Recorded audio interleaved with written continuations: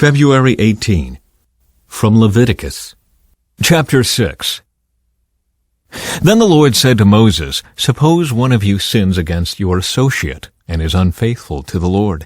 Suppose you cheat in a deal involving a security deposit, or you steal or commit fraud, or you find lost property and lie about it, or you lie while swearing to tell the truth, or you commit any other such sin. If you have sinned in any of these ways, you are guilty. You must give back whatever you stole, or the money you took by extortion, or the security deposit, or the lost property you found, or anything obtained by swearing falsely. You must make restitution by paying the full price plus an additional 20% to the person you have harmed. On the same day, you must present a guilt offering. As a guilt offering to the Lord, you must bring to the priest your own ram with no defects, or you may buy one of equal value. Through this process, the priest will purify you before the Lord, making you right with him, and you will be forgiven for any of these sins you have committed. Further instructions for the burnt offering. Then the Lord said to Moses, Give Aaron and his sons the following instructions regarding the burnt offering. The burnt offering must be left on top of the altar until the next morning, and the fire on the altar must be kept burning all night.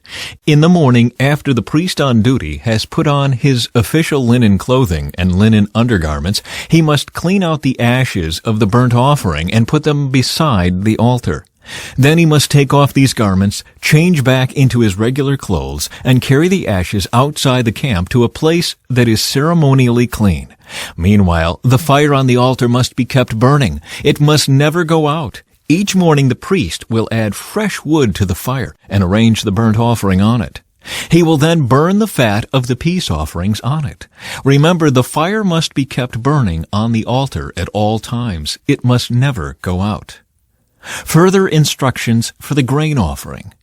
These are the instructions regarding the grain offering. Aaron's sons must present this offering to the Lord in front of the altar. The priest on duty will take from the grain offering a handful of the choice flour moistened with olive oil, together with all the frankincense.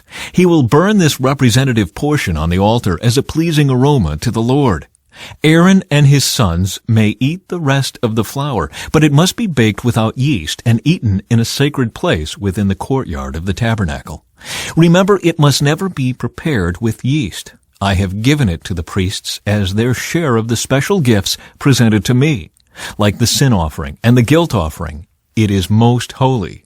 Any of Aaron's male descendants may eat from the special gifts presented to the Lord. This is their permanent right from generation to generation. Anyone or anything that touches these offerings will become holy. Procedures for the ordination offering. Then the Lord said to Moses, On the day Aaron and his sons are anointed, they must present to the Lord a grain offering of 2 quarts of choice flour, half to be offered in the morning and half to be offered in the evening. It must be carefully mixed with olive oil and cooked on a griddle. Then slice this grain offering and present it as a pleasing aroma to the Lord. In each generation, the high priest who succeeds Aaron must prepare the same offering.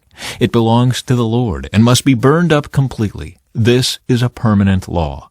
All such grain offerings of a priest must be burned up entirely. None of it may be eaten. Further instructions for the sin offering. Then the Lord said to Moses, Give Aaron and his sons the following instructions regarding the sin offering.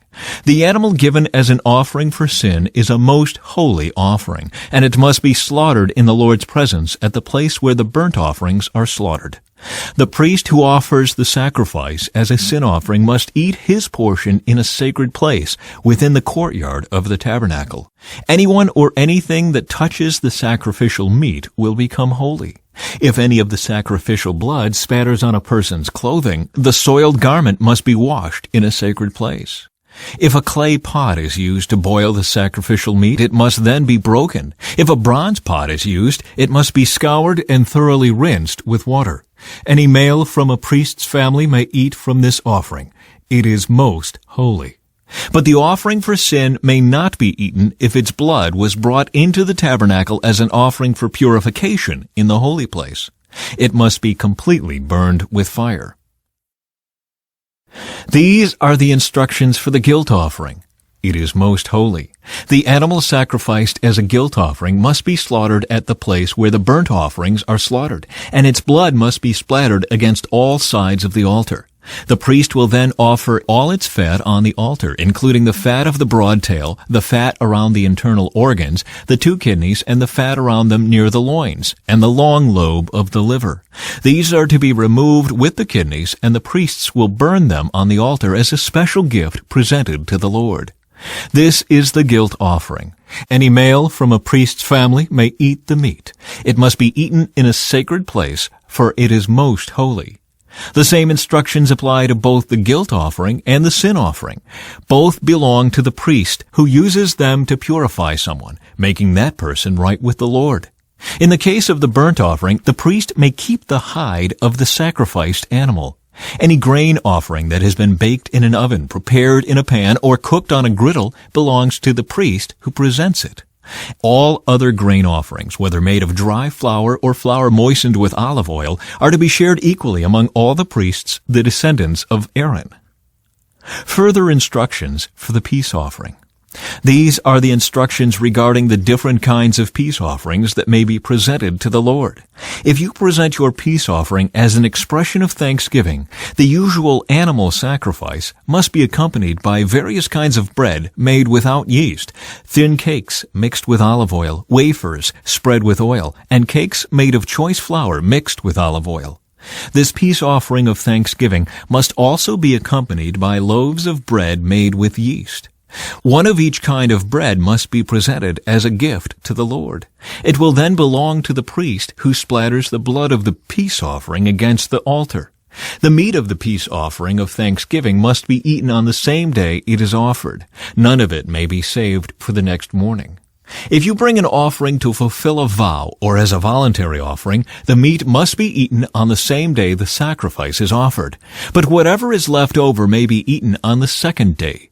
Any meat left over until the third day must be completely burned up. If any of the meat from the peace offering is eaten on the third day, the person who presented it will not be accepted by the Lord. You will receive no credit for offering it. By then the meat will be contaminated. If you eat it, you will be punished for your sin. Meat that touches anything ceremonially unclean may not be eaten. It must be completely burned up. The rest of the meat may be eaten, but only by people who are ceremonially clean. If you are ceremonially unclean and you eat meat from a peace offering that was presented to the Lord, you will be cut off from the community. If you touch anything that is unclean, whether it is human defilement or an unclean animal or any other unclean detestable thing, and then eat meat from a peace offering presented to the Lord, you will be cut off from the community. From Mark. Jesus went out to the lake with his disciples, and a large crowd followed him. They came from all over Galilee, Judea, Jerusalem, Idumea, from east of the Jordan River, and even from as far north as Tyre and Sidon. The news about his miracles had spread far and wide, and vast numbers of people came to see him. Jesus instructed his disciples to have a boat ready so the crowd would not crush him. He had healed many people that day, so all the sick people eagerly pushed forward to touch him. And whenever those possessed by evil spirits caught sight of him, the spirits would throw them to the ground in front of him, shrieking, "You are the Son of God!" But Jesus sternly commanded the spirits not to reveal who he was. Jesus chooses the 12 apostles. Afterward, Jesus went up on a mountain and called out the ones he wanted to go with him, and they came to him. Then he appointed 12 of them and called them his apostles. They were to accompany him, and he would send them out to preach, giving them authority to cast out demons.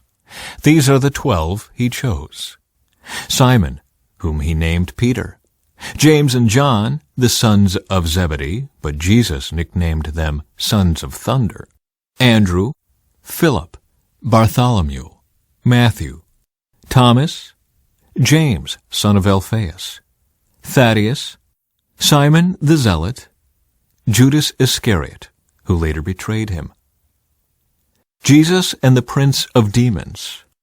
One time Jesus entered a house, and the crowds began to gather again. Soon he and his disciples couldn't even find time to eat. When his family heard what was happening, they tried to take him away. "He's out of his mind," they said.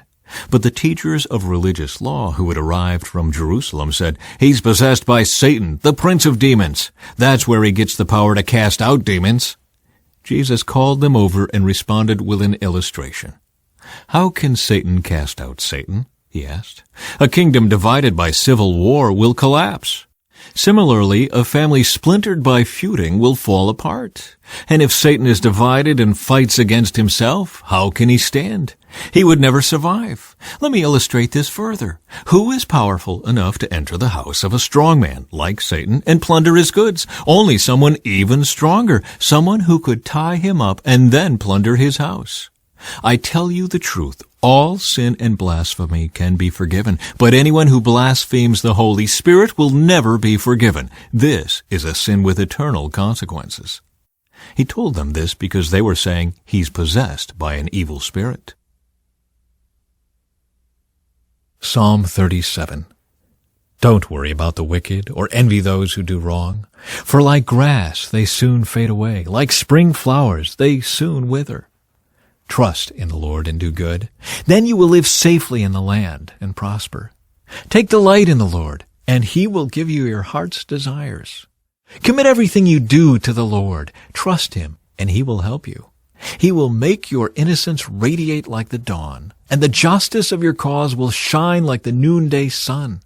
Be still in the presence of the Lord, and wait patiently for him to act. Don't worry about evil people who prosper or fret about their wicked schemes. Stop being angry. Turn from your rage. Do not lose your temper. It only leads to harm. For the wicked will be destroyed, but those who trust in the Lord will possess the land.